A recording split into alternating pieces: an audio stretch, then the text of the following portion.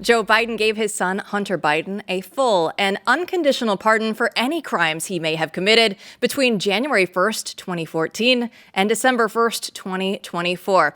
This covers Hunter's felony convictions for gun charges, tax offenses, and even overlaps with his time with the Ukrainian energy company Burisma. But we were told by White House Press Secretary Jean-Pierre repeatedly that this wouldn't happen. Take a look. From a presidential perspective, is there any possibility that the president would end up pardoning his son? No. Well, I just said no. I just answered. The president would not pardon or commute the sentences for his son, Hunter. I just want to make sure that that is not going to change over the next 6 months. The president's saying he would not. It's still a no. It's still a no. It will always be a no. It's still a no. It will be a no. It is a no. And I don't have anything else to add. Will he pardon his son? No.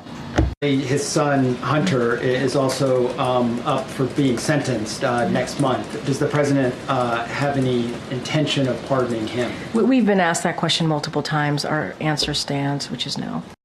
It didn't stand for forever, though. Here to break it down for us is Matthew Peterson, editor-in-chief of Blaze News, and Eric Eggers, vice president of Government Accountability Institute. So, Eric, what went through your mind when you saw this news come out last night like the rest of us? Yeah, let's be clear. This isn't a pardon. This is a decade's worth of salvation and forgiveness from, this is maybe the greatest act in the history of not just presidents, but like fathers. I feel bad that I'm not going to be able to do something similar for my own son one day. Hopefully he won't need it. This is also an affront to the integrity of our democracy. And it's just the latest admission that Joe Biden and the Biden administration have been lying to the American people for the last 4 years. It started in the fall of 2020 when the FBI worked in conjunction with big tech to help suppress the accountability of the Hunter Biden business dealings in the first place, which allowed Joe Biden to even become president so he could later pardon Hunter Biden. But this is, they've been lying about it at every step of the way. And I think it just makes you now, for the first time, fully see just how corrupt the Biden business scheme has been.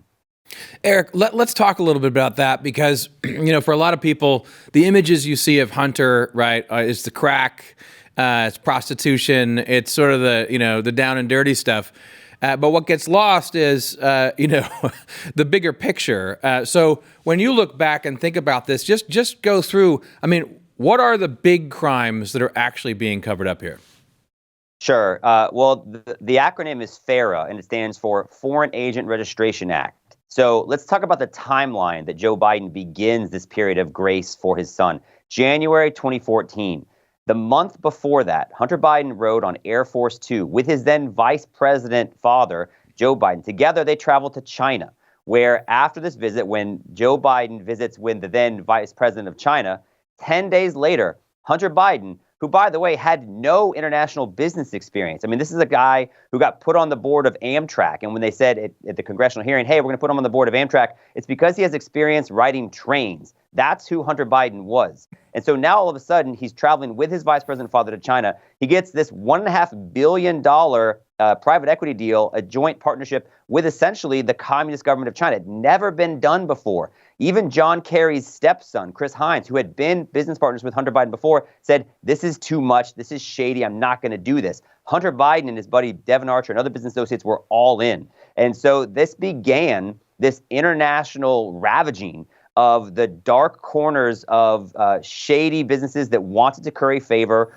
with American political elites. It's called elite capture. Hunter Biden was all too willing to take the meeting and the money. And so whether it's the business dealings in Ukraine, it's the joint venture in China, it's the CEFC, which, by the way, is this Chinese energy company, which also involved Jim Biden.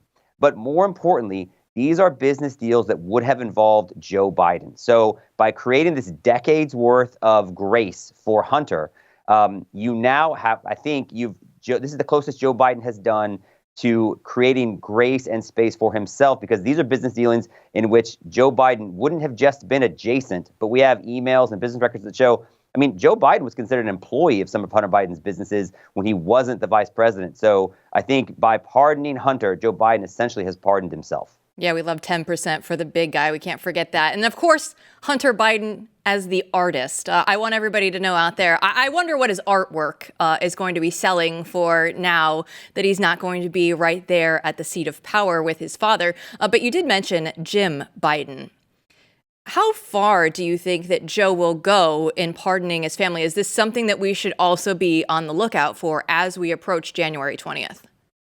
Yeah, there's a number of Biden relatives that have businesses that are connected to Joe Biden being in power. I mean, remember, Joe Biden holding political office is the Biden business model. So there's a son-in-law that started a healthcare startup while Joe Biden was vice president. There's other, cousins and relatives like that. But to be honest, if we're talking about who Joe Biden should be pardoning, in my opinion, he should be pardoning Joe Scarborough and Mika Brzezinski in the New York Times for lying to the American people for the last 4 years. I mean, this is the latest lie. Hey, I'm not going to pardon my son Hunter. These are the same people that told us that, Joe Biden is cognitively fit as a fiddle. He's doing Sudoku puzzles and learning to speak Latin while at the age of, in his late 70s while he's running the country. So, I mean, we've been lied to at every step of the way. And there's a lot of people that were complicit in the cover-up, not just of Joe Biden's business dealings, but just the fact that he has been up to this for some time, and there should be some accountability.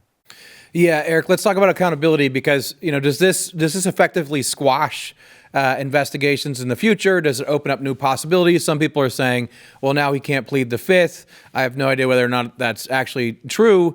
But, I mean, what do you think is the path forward? And is there one for Republicans and others to take on? Well, Matt, it sounds like one of the things we have in common is that neither one of us are lawyers. But what I have been told is that it's possible that while he does have a federal pardon, he may still face state charges for some of these tax evasion claims, because when you file your federal taxes, you have state taxes as well. As you might recall, Steve Bannon potentially still faces prison time at the state level despite receiving a federal pardon. And yes, the fact that he can no longer incriminate himself because he's received a pardon for a decade's worth of essentially acting as a foreign agent without having to register. By the way, that's something he admitted in some of these emails. He said, guys, I think this might be a FARA problem. We should probably register. They never did. That's one of the reasons why I think the House Oversight Committee was putting together these financial records and matching them up with their travel records. So, I mean, that's something that he can no longer face federal charges for, but that should mean he cannot plead the fifth because he cannot incriminate himself.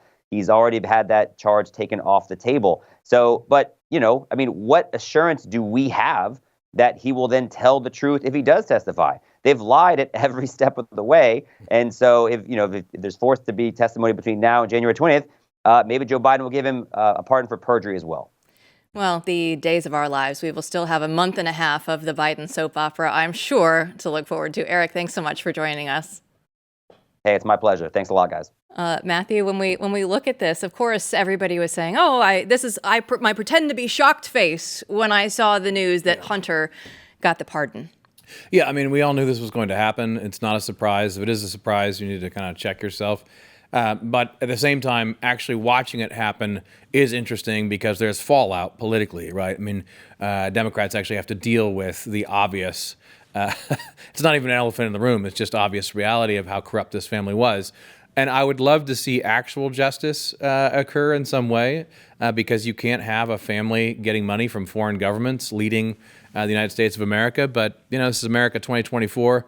We'll see what happens, but I damn sure hope that people in the Trump administration take this on and don't just let it go. When this happened, a lot of the response on X was, well, if they're going to do that, then Donald Trump should push for the pardons for J6ers immediately, right? That was okay, if you're going to do this, we can do that moment. Yeah, and I mean, I don't think they're comparable. Like, they're right? not, The one is, terrible injustice, and the other is the government acting in a way that's not compatible with the Constitution. So, yeah, I mean, if it helps, great. Like, if it helps people make the case, yeah, let's do it.